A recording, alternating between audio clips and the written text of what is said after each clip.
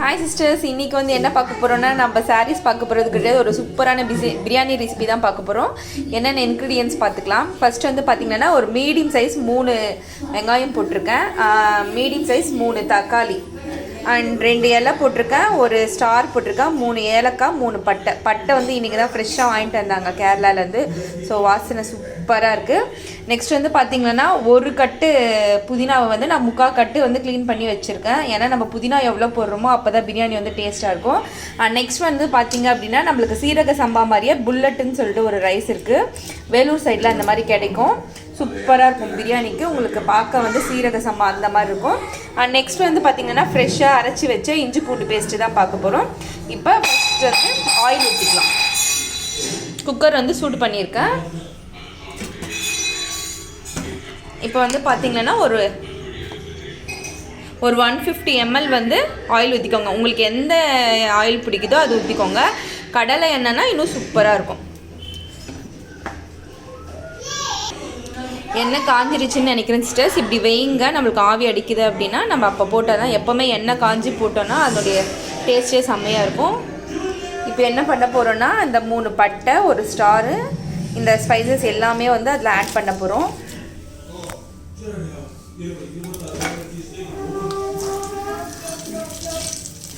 வேறு ஏதாச்சும் ஸ்பைசஸ் உங்களுக்கு தெரிஞ்சு நீங்கள் ஆட் பண்ணுவீங்கன்னாலும் பண்ணிக்கலாம்.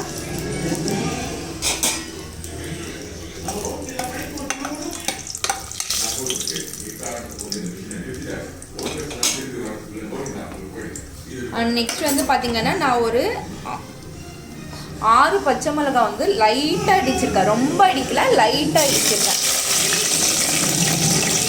ஆனால் அந்த வெங்காயம் வந்து போட போகிறேன். இந்த ரேஷியோ உங்களுக்கு கரெக்டாக இருக்கும். ஒன் டைம் செஞ்சு பாருங்கள். சீரக சம்பா பிடிக்கும் அப்படின்றவங்களுக்கு புல்லட் ரைஸ் வாங்கி பாருங்கள், சூப்பராக இருக்கும் ரைஸ் உங்களுக்கு.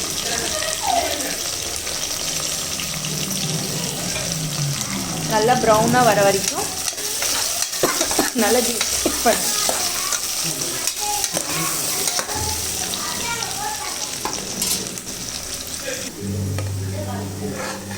நல்லா ப்ரௌனாக வதங்கியிருக்கு பாருங்கள் சிஸ்டர்ஸ். இந்த ஸ்டேஜில் வந்து பார்த்திங்கன்னா நம்ம இப்போ வந்து கட் பண்ணி வச்சுருக்கிற இந்த தக்காளியும் போட்டுடலாம்.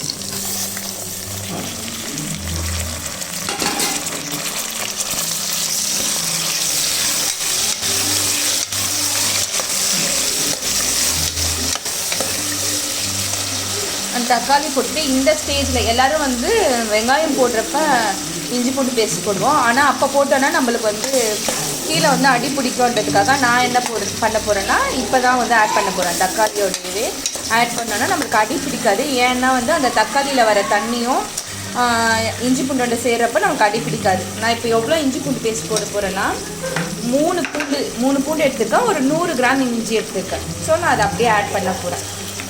இஞ்சி பூண்டு தான் சிஸ்டர் நம்மளுக்கு வந்து பிரியாணிக்கே வந்து ஹைலைட்டாக இருக்கும் பாருங்கள்.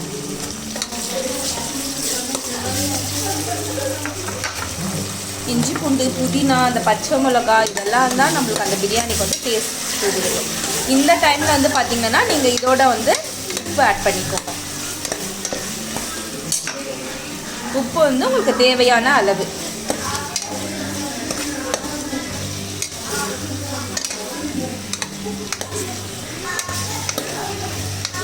ஒரு 1.5 ஸ்பூன் போட்டுக்கோங்க. மீடியம் சைஸ் ஸ்பூனில் ஒரு 1.5 சைஸுக்கு உப்பு போட்டுக்கோங்க. அளவு தெரியாது சிஸ்டர், நீங்களே சொல்லுங்கன்றவங்களுக்கு. மற்றவங்களுக்கு வந்து உங்களுக்கு தேவையான அளவு நீங்கள் ஊற்றிக்கோங்க. இது நல்லா வதங்கட்டும். இந்த இதில் வந்து நம்ம உப்பு போட்டுக்கலாம். இந்த ஸ்பூனில் வந்து நான் 1.5 ஸ்பூன் வந்து சேர்க்க போகிறேன் உப்பு.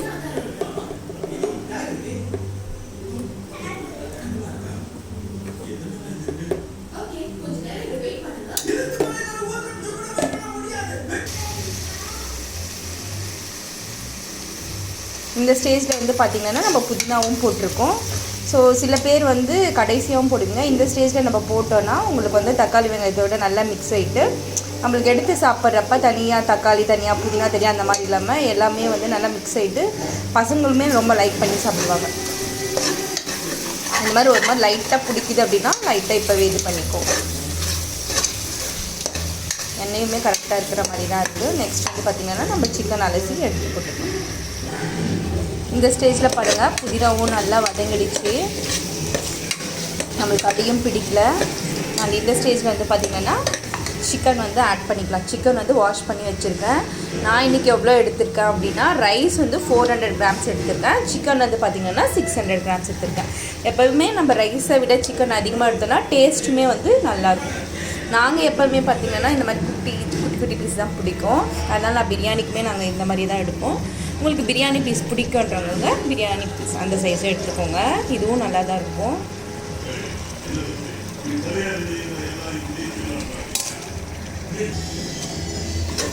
சிக்கன் வந்து நல்லா ஃப்ரை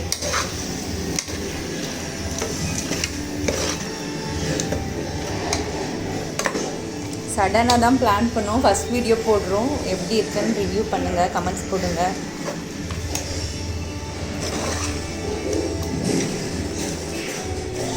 யாருக்கெல்லாம் சீரக சம்பா ரைஸ் ரொம்ப பிடிக்கும், சேம் அந்த டேஸ்ட்டில் தான் இருக்கும் உங்களுக்கு புல்லட் ரைஸுமே வந்து. இப்போ எல்லா கடையிலுமே இருக்குது புல்லட் ரைஸு, பச்சரிசியும் இருக்குது, புழுங்கல் அரிசியும் இருக்குது, நல்லாயிருக்கும். உங்களுக்கு சீரக சம்பா ரொம்ப கஷ்டமாக இருக்குது, சில பேருக்கு குழஞ்சிது அப்படின்னு நினச்சிங்கன்னா சேம் அதே தான் புல்லட் ரைஸும் நல்லாயிருக்கும், சூப்பராக இருக்கும்.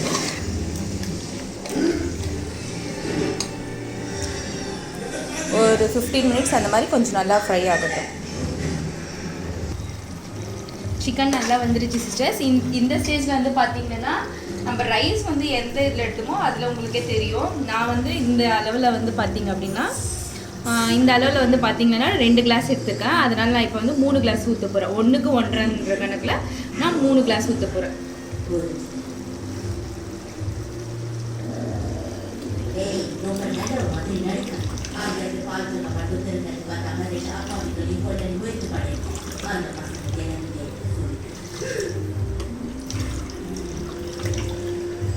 இதுவுமே நல்ல ஒரு கொதி வரட்டும்.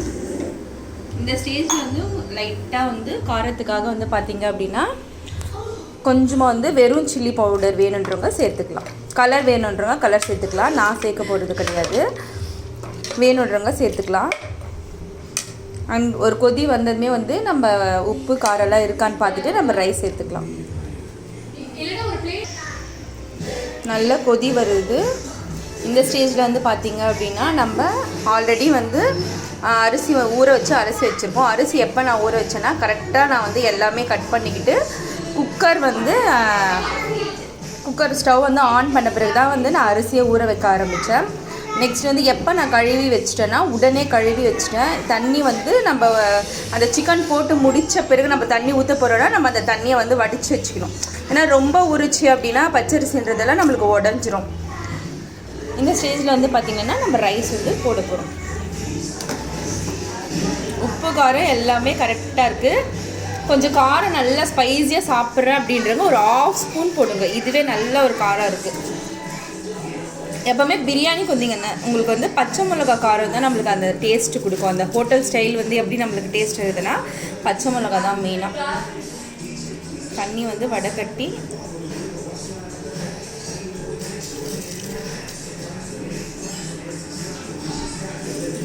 நல்லா வடகட்டி போடுங்க. ஏன்னா நம்ம மெஷர்மெண்ட்டோட தான் எல்லாமே பண்ணிகிட்ருக்கோம். எப்படி இருக்குன்னு சொல்லுங்கள், ஏன்னா ஃபஸ்ட் ரெசிபி போடுறேன்.